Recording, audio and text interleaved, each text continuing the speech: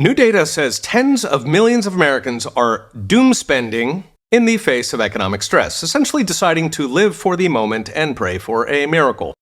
CNBC reported the study by Intuit, which defines doom spending as spending beyond one's means specifically to alleviate stress.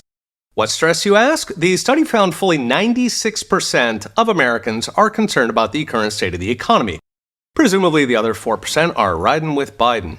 Over half of Americans say conditions have gotten worse in the past 6 months, while 56% are living paycheck to paycheck, meaning they have less than $2,000 in savings. In fact, according to the study, almost 1 in 4 Americans have literally zero savings at all. More concerning, the study found that fully 27% of Americans, roughly 35 million households or 90 million souls, are doom spending, meaning they are falling further and further behind. The main concerns, as you'd expect, are inflation and unaffordable housing, with nearly half of Americans saying they don't have enough money to afford the basics, so food, clothing, rent.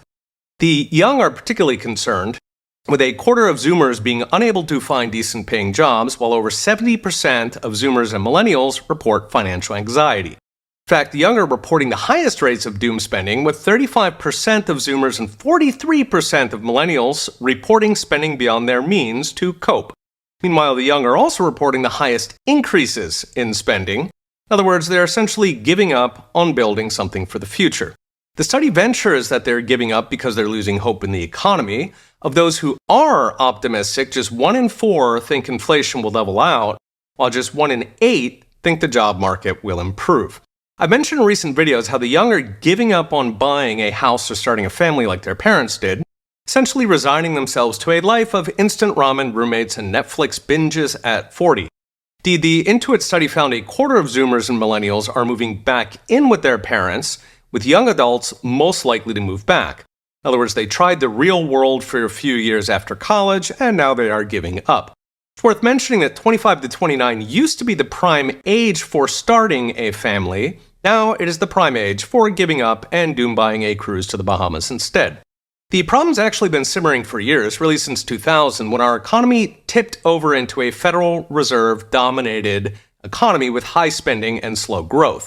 To illustrate what happened on the ground, Moody's says rent since 1999 rose 135%, while incomes for all age groups rose just 77%, so half as much.